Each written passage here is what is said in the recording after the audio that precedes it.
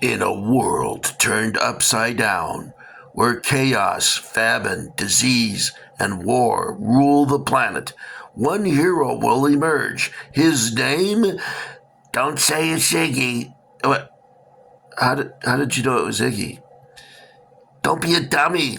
We've seen this channel before. Get on with it, okay? All right, sorry. Hello, welcome to Iggy's Toy Parade and Soldier Review. I am your host, Iggy. Yay. Thank you for that. Guys, today we're looking at some original vintage AIRFIX 7th Cavalry figures. Now, this box originally came with 12 figures, 6 mounted and 6 on foot. The horses were cast in gray, which I thought was an odd choice. I probably would have picked brown myself. And the figures are cast in yellow. And originally I didn't like that, but then when I thought about it, I kind of like this because it makes it easily discernible from or distinguished from the reproduction figures, which are always in a medium blue. Now you can see that this box is from approximately 1973. I'll go over the box so you can see the details. It's in very good condition. It was given to me for Christmas by my brother Ron, and let's take a peek at it real quick, okay? Now, Jerry over in Sweden probably has shown you all of these before. He's got an amazing collection of AIRFIX original boxed figures, also unboxed figures from the 70s. His channel, I think, is called Toy Soldier Nostalgia. Sorry, I'm having trouble breathing. Oh, that's kind of weird.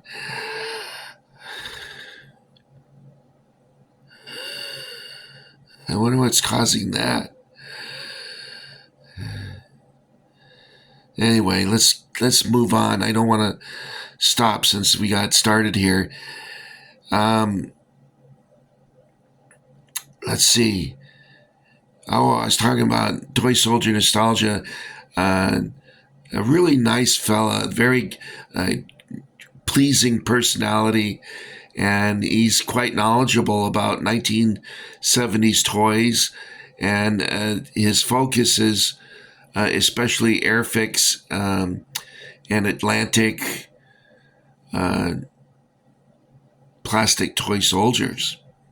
But he also likes other soldiers too, as well. But that's his primary focus. He also has a t-shirt for sale of this AIRFIX logo here, which is quite attractive. So check out Jerry on toys. I used to call him Peter all the time. And finally he writes back to me and says, "Hey, Iggy, my name's not Peter. Peter is my grandfather's name. Jerry doesn't look like my grandfather, so I don't know why I did that. But Iggy's kind of a weird dude, as we all know. Anyway, check him out, and you'll be able to see a lot more boxes like this. Let's take a look at this one. It's in very good condition. And like I said, I believe it's from around 1973. It's lacking the UPC, which would mean that it's before 1976.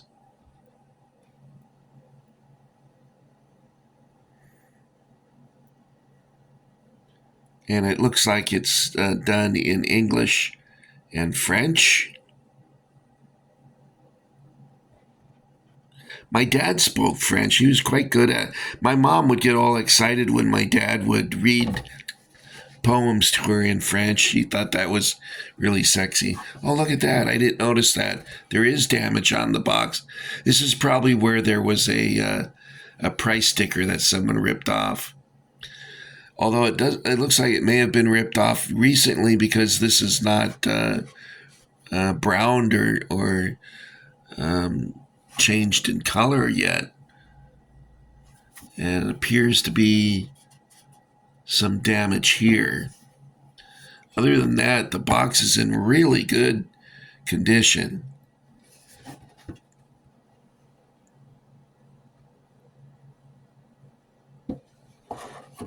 The AIRFIX Cowboys and Indians are also really fantastic sculpts. All right, now I did have a problem with this, and let's talk about that now. I'll show you what that was. Okay, the horse is sculpted, cast separately from the figures, which is, normal. And a rider and saddle were cast in two different pieces. As you see, this is a pretty cool figure, isn't it? I like that. Can you guys see that? My vision is really blurry right now. So I don't know if it's the camera or my eyesight. Anyway, it fixed on to the horse thusly. See that? Okay. Now here is where Iggy's problem comes out. There's two pegs here on his inner thigh on each side, and you are to put the figure on the horse and insert the pegs into these holes. But for the life of me, I had such problems. I managed to get these on, but this one just refuses. I can't get it in the hole, which probably explains why Iggy has no children. I'll just let that go right by because we don't want to dwell on that too long. Anyway, so be aware of that there's going to be some difficulty. I thought maybe what I could do is get one side squeezed in and then maybe use a little pair of scissors and cut the other one down in half so that it would be easier to put in there. But I'm not sure how I'm going to solve the problem. I'm going to work on it a little more before I commit to that. Whew. Not quite sure why I'm so winded.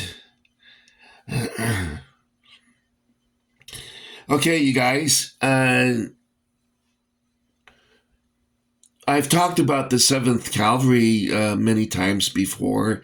There is some information that is not usually talked about, and that is, was there any survivors of the battle? And of course, Reno and Benteen,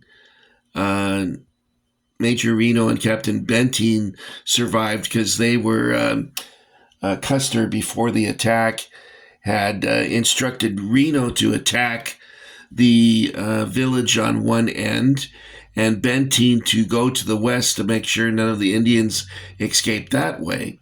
And when they heard gunfire, Benteen rejoined with Major Reno. And people complain or criticize Reno and say, why didn't you go to Custer when you heard gunfire? And the answer to that is Reno was lucky to survive himself. He was under attack also and was very lucky that his command wasn't wiped out as well. The original strategy that Custer was using was not that bad. General Terry was employing the same technique. He split his force into three. He had infantry and cavalry. The cavalry was split into two, and Custer was sent to locate the Indians and drive them down to what was considered the anvil, which would have been the infantry combined with cavalry. Unfortunately for Custer, the force was overwhelming, and his men didn't make it. Now, we know that one horse survived the battle, and that was Miles Keogh, or Keogh. I think it's Keogh. Cowboy Carl told me I think it was Keogh, so I'll go with what Carl said. Um, his horse Comanche survived, but there was other men who escaped the initial encirclement, and they were killed quite some distance from the last stand, what I call the last stand battle. And there was a corporal and a sergeant who managed to get away, but Indians chased them down and killed those guys. But there was another guy that, well, he's somewhat of a controversy. His name was Finkel, and they think that Finkel escaped and actually deserted after the battle, and that's why he went into hiding. But it's hard to verify if the story is authentic. But Finkel in later life claimed that he was at the battle and escaped. His horse was found, and the horse had a bullet wound to the head, so Finkel must have killed the horse. And then I think Finkel was at the Rosebud and jumped in and floated downstream or whatever. But anyway, I was reading about that. I thought it was pretty interesting because I didn't know about his story. And I wish I could give you more details about the guys who escaped the initial encirclement. One of them was being chased by Indians who were teenagers. And that was common practice that they would do stuff like that. And the teenagers caught up with them, but they didn't have any arrows left. And I think his name was Foley. I can't remember now. Corporal Foley. I'm not sure now. I read stuff and then 2 days later, I can't even remember it. Anyway, he committed suicide, and because he didn't know that they were without arrows, and so a lot of the cavalrymen were afraid of being captured and mutilated.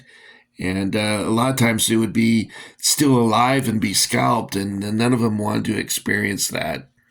Although there are some instances of people who have survived scalping by Indians.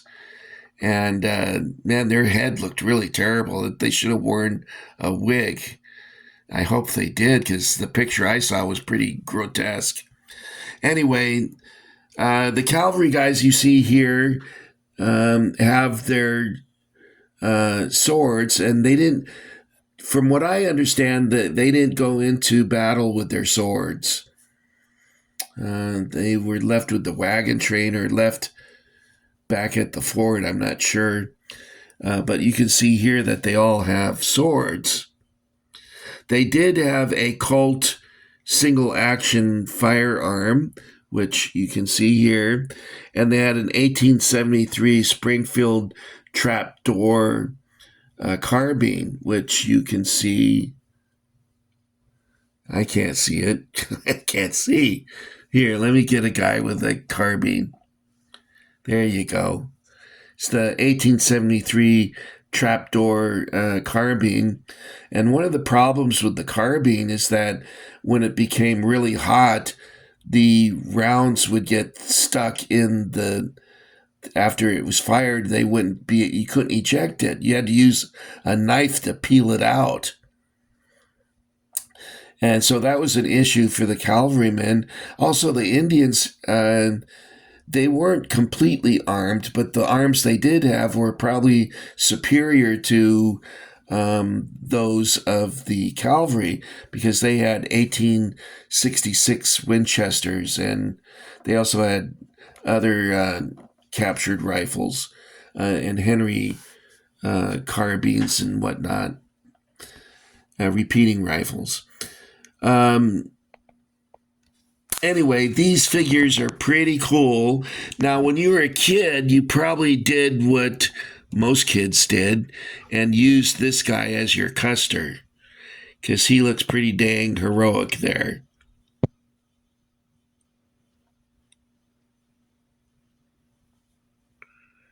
Now, Detail actually made a figure that they called Custer, and they had him in buckskins with long hair. And at the Battle of the Greasy Grass, as the Indians called it, Custer had short hair. I guess when he went on campaign, if you're on campaign, it would be better to have short hair. Longer hair tends to get hot and dirty and buggy. Also, another figure that would be a good Custer figure is this one here. He would make a great Custer figure. And if you wanted to get more authentic, you could probably use an X-Acto blade and cut the saber off. Anyway, this is a really nice selection of AIRFIX originals, and I'm very glad to have these in my collection. And I said that my battery's going to run out. I better quit the video. Thanks, guys, for coming along. I'm going to end it here. Execute Order 66.